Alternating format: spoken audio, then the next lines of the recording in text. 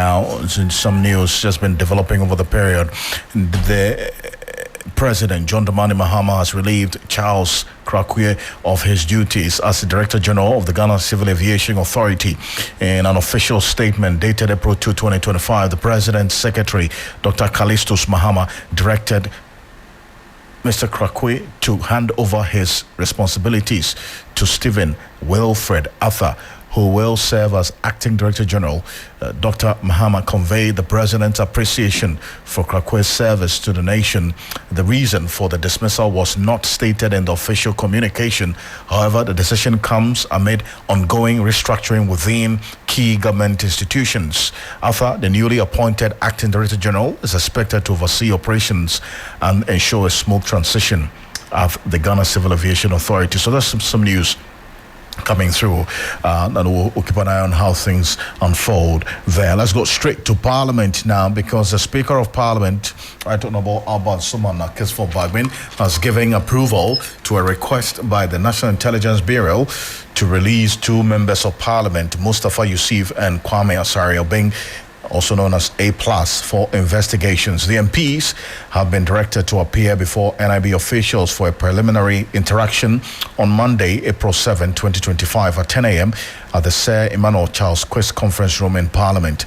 Reasons behind the invitation is not yet known, but the notice from Parliament further cites Article 117 and 118 of the 1992 Constitution, as well as established protocols between Parliament and security agencies as key considerations in granting the request. The Speaker has, however, directed that the MPs will not report to the NIB headquarters, but instead engage with officials on Monday, April 7, 2025 at 10 a.m.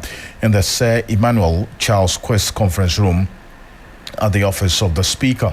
We're going to get into this particular development shortly. Martin Kpebu is a private legal practitioner. He's going to be joining us on the telephone on this, and especially because the persons involved are members of Parliament and the reactions thereof on this particular issue. We'll come back to it as and when we get through to Martin Kpebu. Let's go back to our earlier story where the Speaker of Parliament has given approval to a request by the National Intelligence Bureau to release two members of Parliament, Mustapha Yussif and Kwame Asare Obeng, also known as A+, for investigation. And Martin Kpebu is private legal practitioner and is joining us on the telephone. Council, good evening. Thank you so much for joining us here on Hot Edition. Yes, good evening. My name is Ocansey. It's good to have you. First of all, I want to find out from you how this strikes you, especially because of the immunity that members of Parliament are said to have been enjoying. Now the Speaker giving approval to a request by the National Intelligence Bureau to release two MPs for some investigations that the NIB is conducting. Okay, so I would say that it's a positive development to the extent that it continues to strengthen our democracy. Why do I say so? You see, you mentioned immunity. So years ago, the immunity was being overused such that you couldn't hold an MP accountable. But you see that with time, it's been downsized, it's been curtailed so that MPs too can be held accountable, right? Yes, so it's a positive development for our democracy because you see, we know that we say that equality before the law, but in practice there are many exceptions, and so the MPs' partial immunity is one of those. Right, so that as I mentioned, in times past, if an MP owed you money and if you wanted to sue, every time they say, oh, he's on his way to Parliament. Even when Parliament was on recess, then they say, oh, he's come to attend a parliamentary committee meeting, etc. But you see that, excuse me, prior to this one, you know, the Speaker sat down with the Chief Justice, and then they agreed a protocol where they put days that MPs can be served and all that, making it easy for MPs to be held accountable. So this is good for our democracy. But of course, like we're saying, we don't know why they need them, what specifics. So we are not saying they've done anything wrong. That's why they said investigations, right? Yes. And remember that even if you said they've done anything wrong, under the Constitution, a person is innocent until proven guilty. That is Article 19, Clause 2. Yes. So it's fine. As I said, it's good for our democracy that we can get MPs to help in investigations if need be, or they themselves to be held accountable if they did anything wrong. But will there be any concerns whatsoever for this positive development, as you put it? Because from what we're learning now, these MPs have been directed to appear before the NIB. But then again, this is going to be in Parliament. So they are not going out of the jurisdiction of Parliament.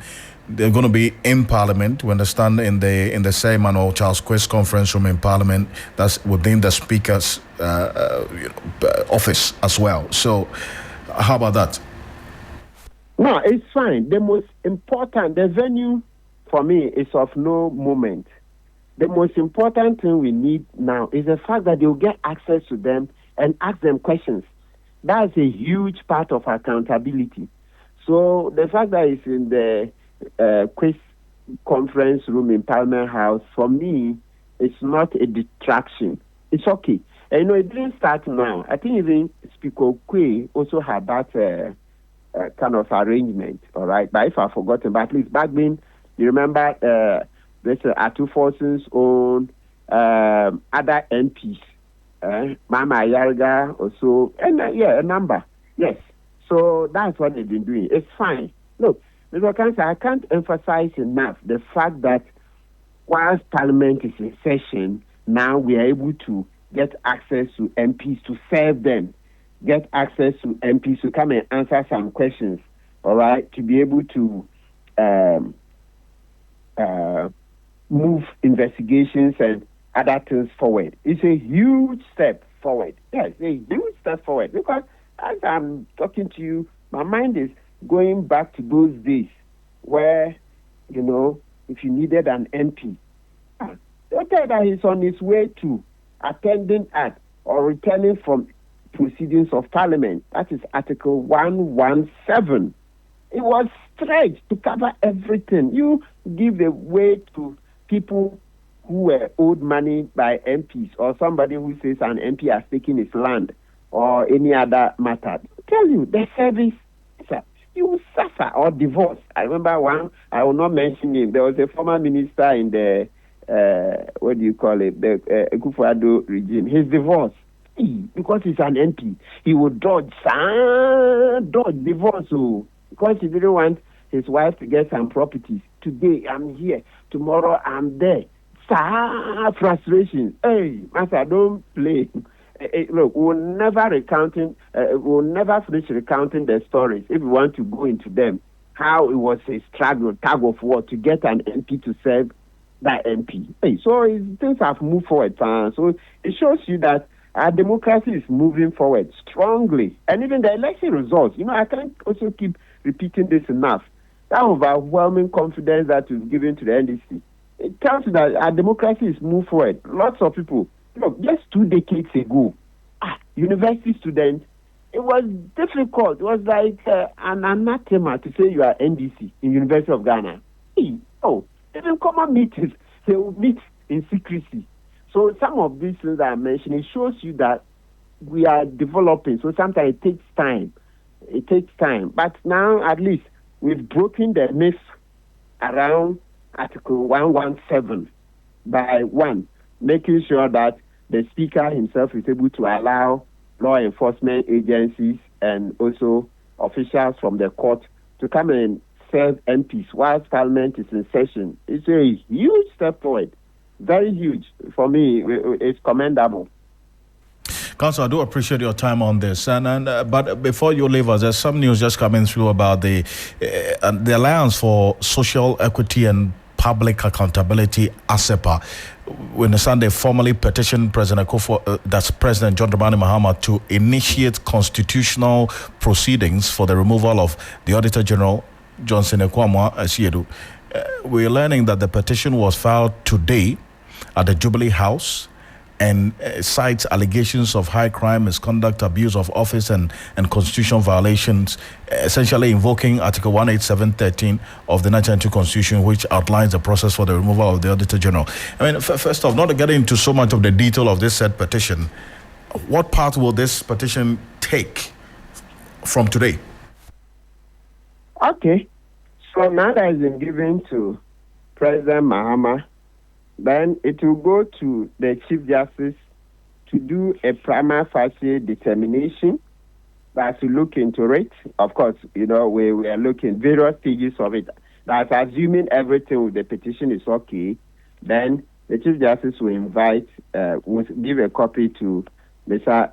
Johnson Esedu, Kwame Esedu to answer, so more or less his defense, so that after that, then the Chief Justice will do the prima facie determination, and so if it's found that there are no grounds or the petition is not good enough, then it means that will be the end of the matter at the prima facie level, because the Chief Justice will give a ruling. Remember, Akufo-Addo gave a ruling when the petition was presented against the Chief Justice, just in the last days of Akufo-Addo's administration. I think his ruling came out on the 3rd of January 2025. So in the same way, Chief Justice Tokonu will give a ruling.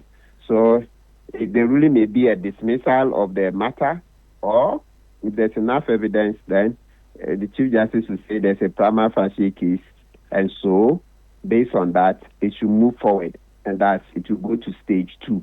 Then the stage 2 will involve the setting up of the tribunal with the 5-member panel. 3 of them will be non-lawyers, non-ministers, non-MPs, and then 2 will be judges, right? Then they will go into it, and then so that's a place where everybody can call witnesses. So the accusers will present their case, call witnesses. The judges who can look into the case to be sure that everything is good, because it's supposed to be inquisitorial. So the judges have a bigger role to play. They don't just leave it to the parties. They can take more active part in it than if you go to our ordinary court, where it's adversarial. So you leave the 2 parties to fight their fight, then you determine. But this one there is more of inquisitorial. So the judges have the duty to be more active in the investigations. So they will go into it and then see how they can put it, and then come out with a decision on it. Counsel, I appreciate you for this. Thank you so much, sir. You're welcome. Martin Kpebu is private legal practitioner, joining us with his thoughts on this. Let's bring you some more.